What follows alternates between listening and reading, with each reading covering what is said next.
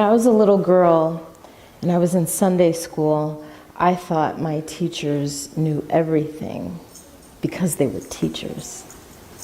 I didn't realize they were parent volunteers who had varying degrees of spiritual education. Most of them were just trying to serve their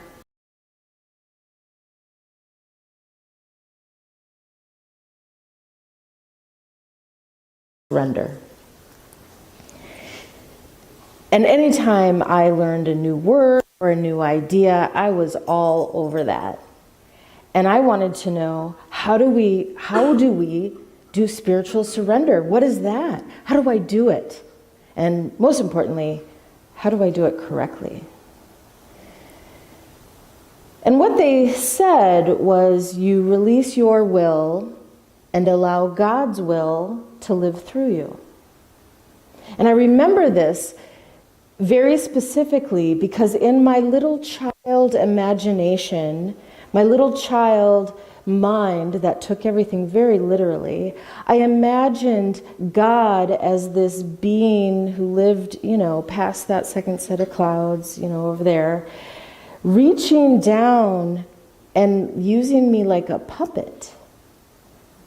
Because if I let go of my will and I allowed God's will into me and to move and act and speak, what would that look like and how would that happen? Does he take my skin? Do I lose my mind? Will I know what I'm doing? So I asked all of these questions, and of course my teacher's like, oh geez, there she goes again. And I never really got an answer that I found satisfying. And over the years, people would talk about surrender, and I had this false understanding that surrender was weakness. That surrender was giving up something of myself that was important, giving up a part of myself, and doing what everybody else thought I should do, which is almost the opposite of what surrender really is.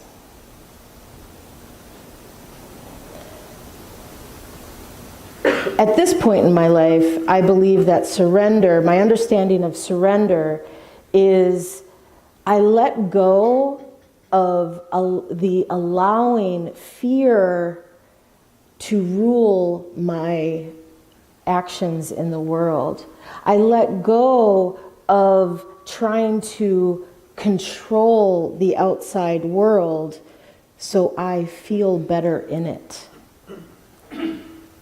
It's a willing release of fear and resistance. And I do believe that my Sunday school teacher all those years ago was onto something. And it's the releasing not of our will to allow an external will to control us, but really it's about using our divine power of will to make choice and to choose to let go of fear and resistance and this idea that I have to be a specific thing to be accepted in the world, to let all of that go with my power of will and allow the highest will that I can embrace to live through me and as me.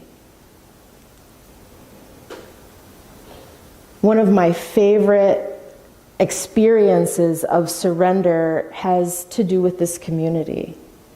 And if you've been here a while, you've heard this story many times, but it's such a good one, I'm going to say it again.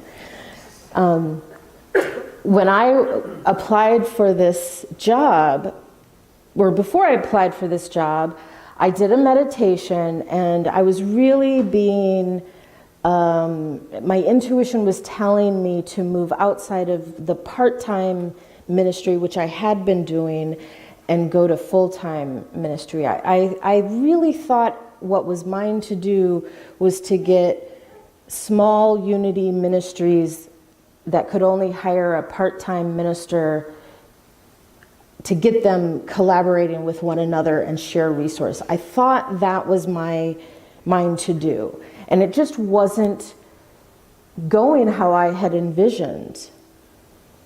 And I had to surrender to what was. I wanted something to happen, and I was trying to make it happen. And it was like swimming upstream. And I had to surrender to what was and let go of that dream that I had created, that idea that I had created. And my intuition was telling me to apply for full-time ministry positions at one ministry. And in my meditation, it came very clear, this knowing that the next ministry I applied for would be the ministry. And I had this just solid knowing.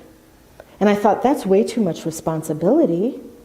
So I set up my iPad, my computer, and my phone. And I had 3 emails set up with my resume attached to 3 different ministries. And I set up my iPad and my phone so my thumb could hit one, my pinky could hit one, and then this hand was going to hit the computer. Send.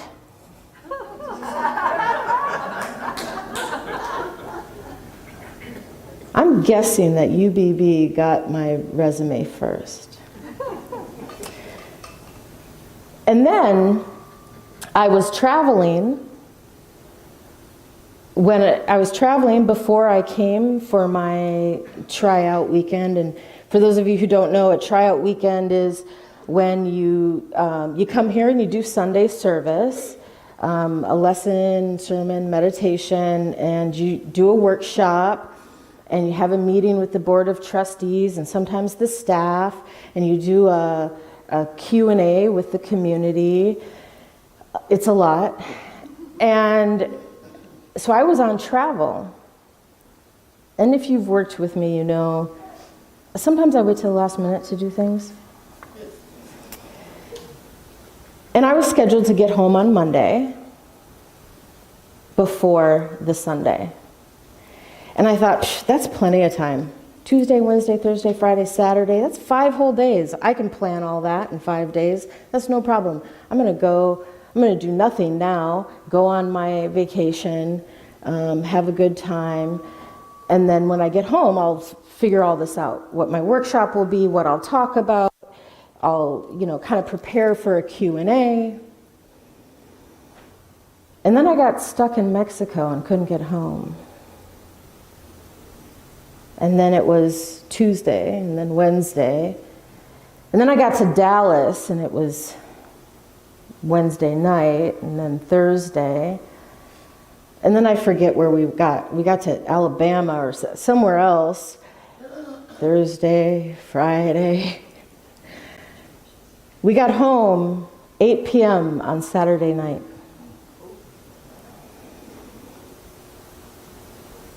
And I remember thinking, well, this can't be.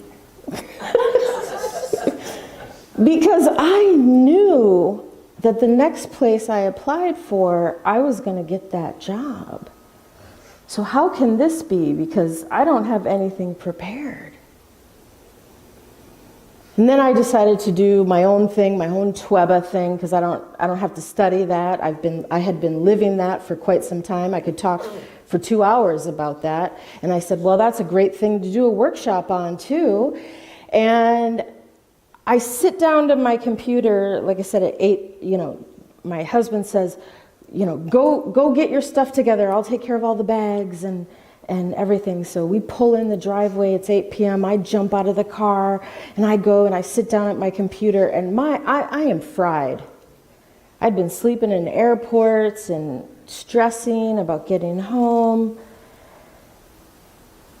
And in that moment, I had to surrender and just say, I'm going to do myself the most good if I just go to sleep in my own bed and get a good rest. And whatever happens tomorrow will happen tomorrow.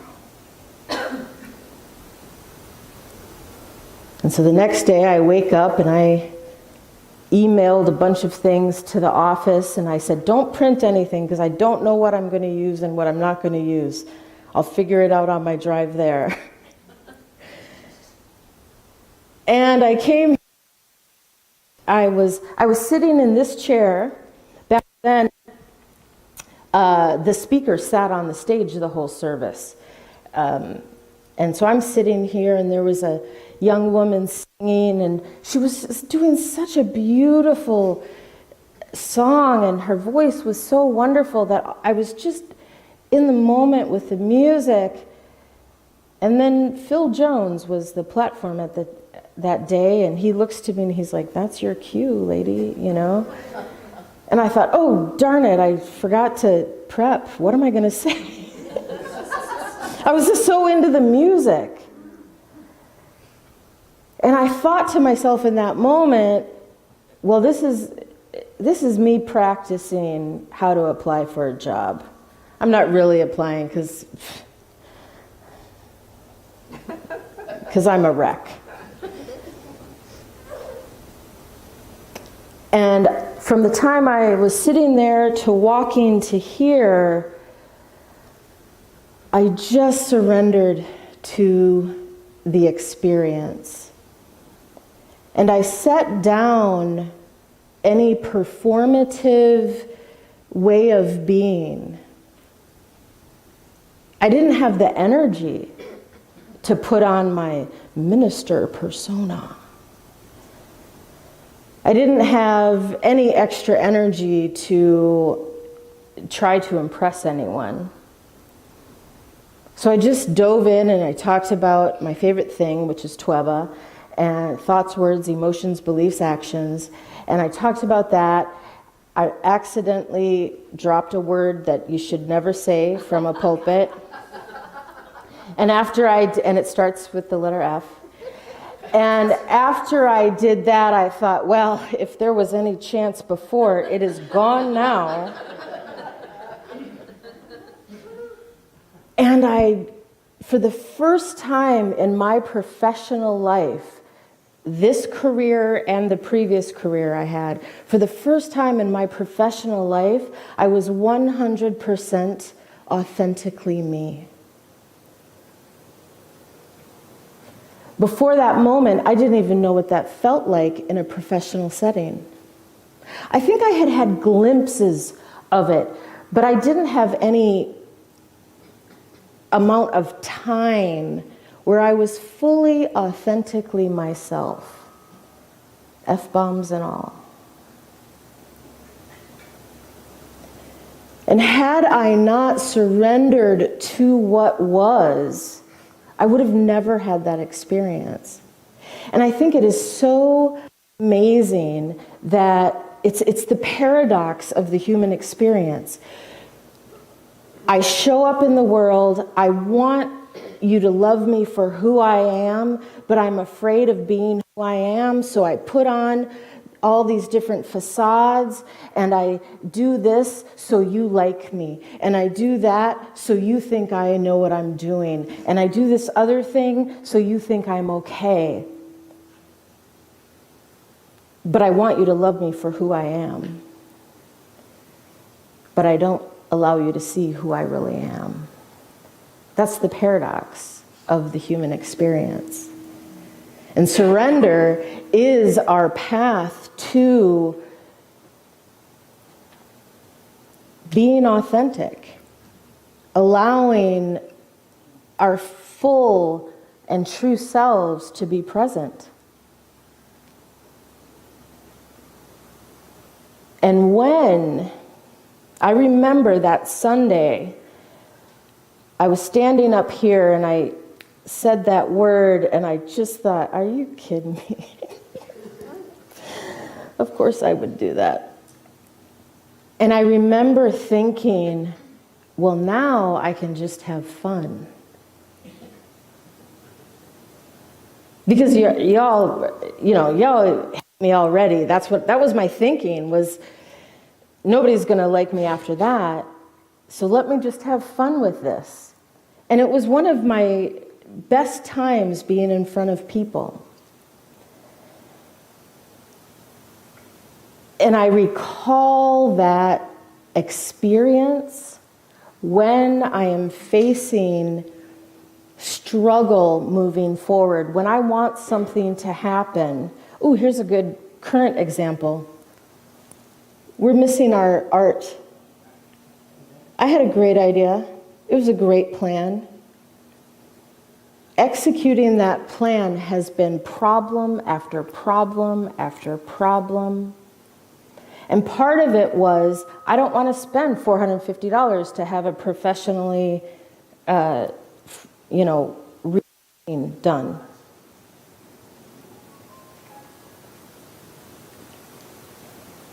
Because why pay someone else when you can just do it yourself? And it's been, block after block after block. And now it's time to surrender and go to the professionals and pay a bunch of money to have them do it. And that's when we know we need to surrender, is when it feels like we're swimming upstream. It feels like we're going against the flow. And I like to remind myself that I am always and forever, I cannot be out. I am always in the flow. I'm either working with it or against it. We cannot be out of the flow, because that would suggest that I can somehow separate myself from oneness. And I cannot.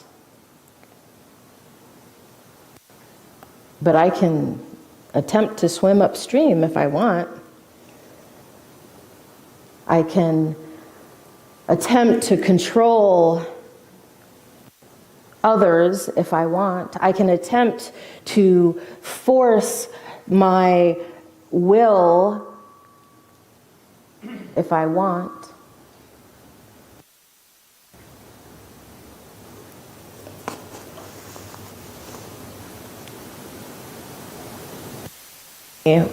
What I want to do in my life is grace. I want inner peace, and I want to have fun. I want to have deep connections with other people. I want to meet strangers in the aisle of a store and have a 90-minute conversation and never get their name. I want to go to a coffee shop and connect with people for 5 minutes and then think about them for weeks afterwards.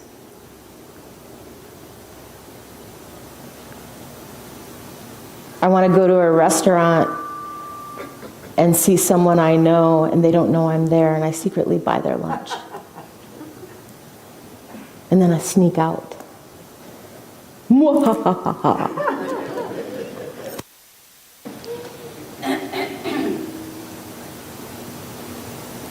And it's ironic that the path to have those life experiences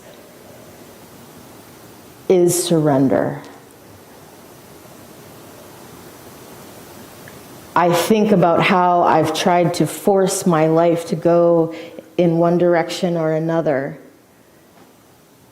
And sometimes it seems to work, and it's exhausting.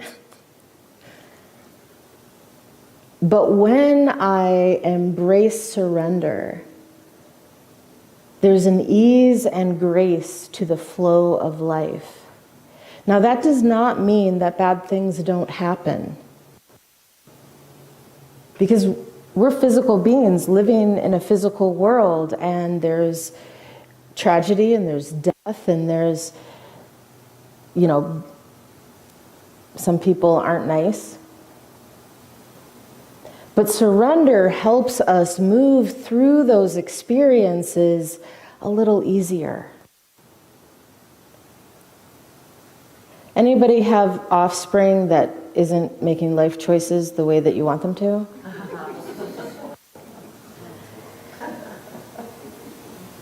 Surrender helps. Surrender to the knowing that I am the queen of my life experience and only my life experience. My son, and I'm talking about a specific one, and he knows who he is. My son is the king of his life experience.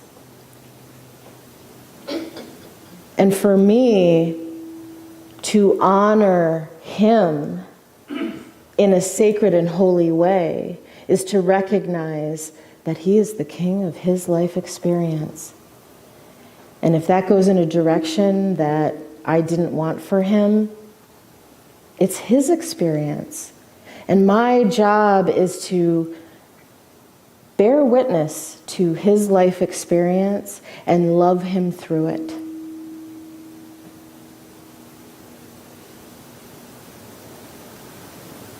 And then sometimes I go back and I tell my partner, I can't believe this kid made this choice. But it's not my job. You know, when my kids ask for advice, I give it. And when they don't ask for it, I say, would you like some? And if they say no, I say, all right. And then when they call me up with a broken heart or a sad experience, I hold them with love.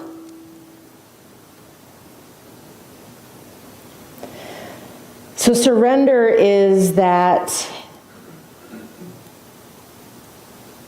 giving up, and it's a purposeful thing. Surrender is not passive. It's a purposeful thing. It is the willing release of fear and resistance.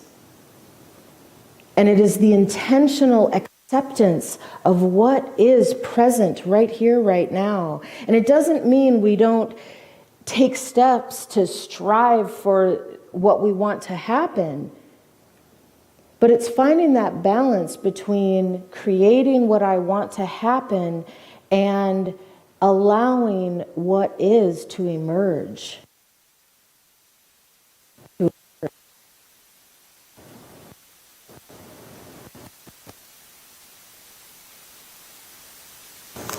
We don't know what's happening.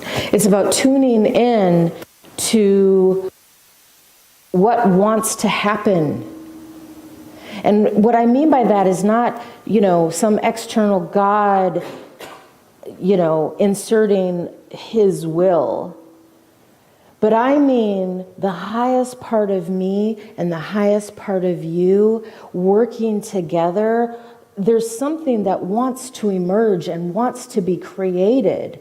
And when we can tune into that and surrender to that, we end up working with it like it's a dance. So holding that in mind, think of your own life. Is there a part of your life where you just feel like you're swimming upstream? Or maybe it's not that direct resistance, but maybe you've wanted something to happen and it's just over there and you want it to be here. You want that life experience. Think about something in your own life that you either have that resistance or it just seems so far away.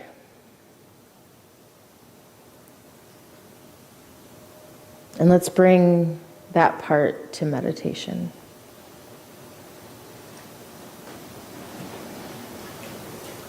And as we shake off the intellectual exercise of talking about, hearing about, thinking about surrender, allow ourselves to be fully present in this moment.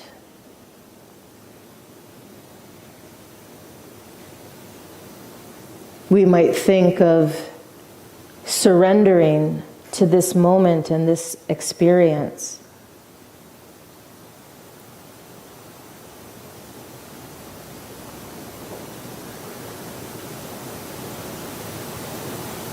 Notice your breath going in and out.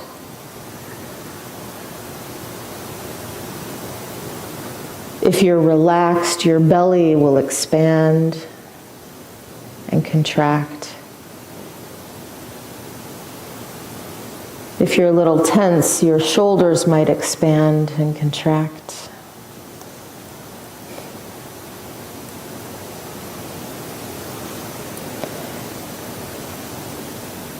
As we inhale the idea of working with divine life. Inhale divine life as if it is yours.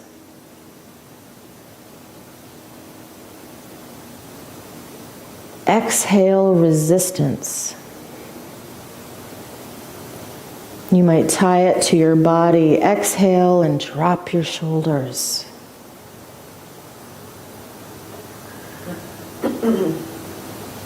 Inhale divine life. Exhale resistance.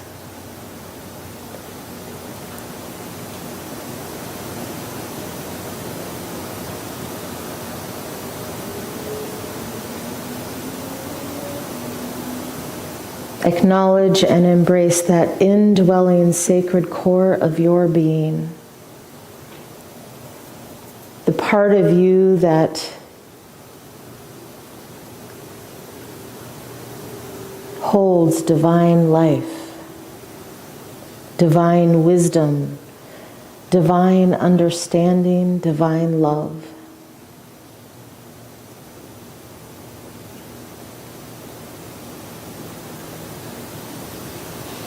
Imagine, sense, and feel that this part of you has but one desire, and that is to flow and express.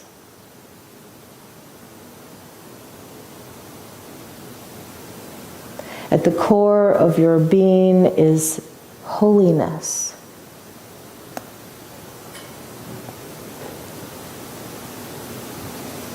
Flowing through and from you out into the world.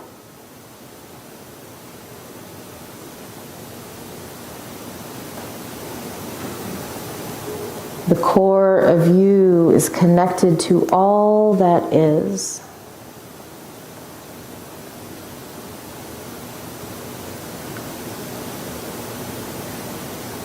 What might happen if you surrendered to this flow? The most sacred part of you flowing, collaborating, working with the divine flow that is all around you.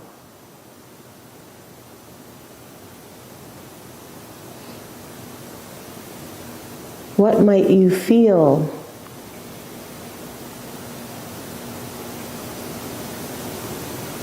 How might you show up?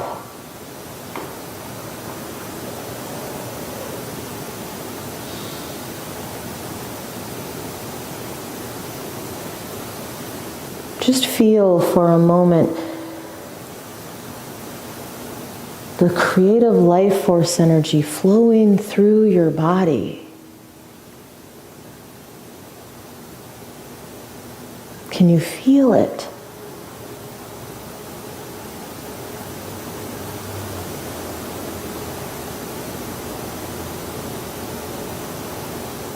Expand your awareness to the flow of the creative life force energy that's all around you. The same energy that is around you is in you.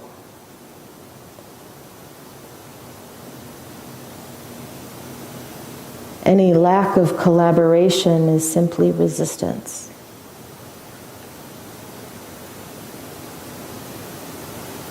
With intention and purpose, using our divine power of will, we're invited to make a choice in this moment.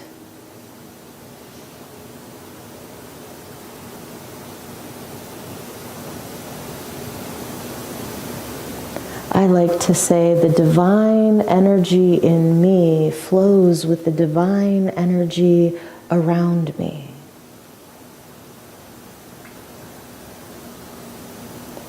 The energy of me flows with the energy around me.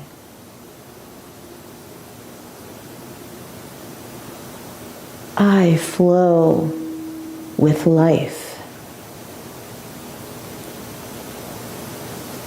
I invite you to make those words your own or come up with your own mantra around this.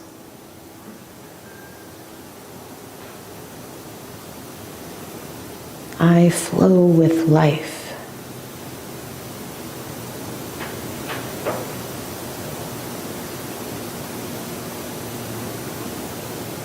I surrender to the highest part of my consciousness and my heart.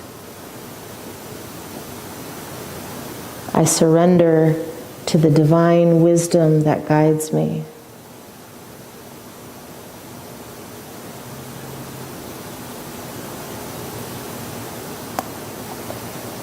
Let's hold that for just a moment in silence.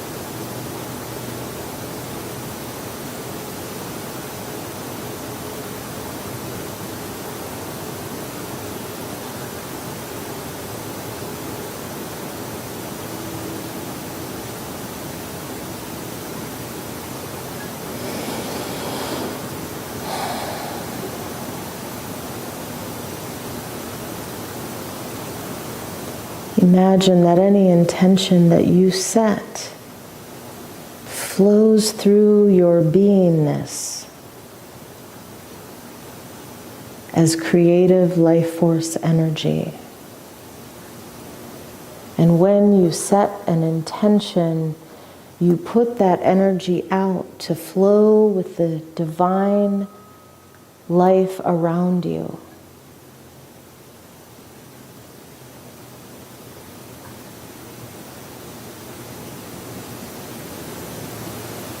Inviting all that is into collaboration.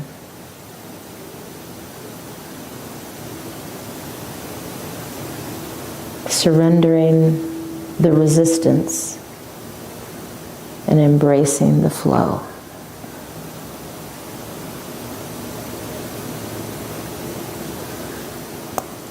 And so it is. Amen.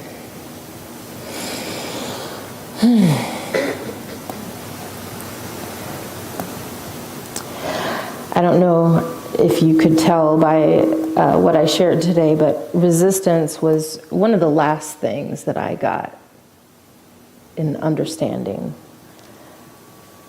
Surrender was one of the last things I understood. And I resisted it because I could figure it out.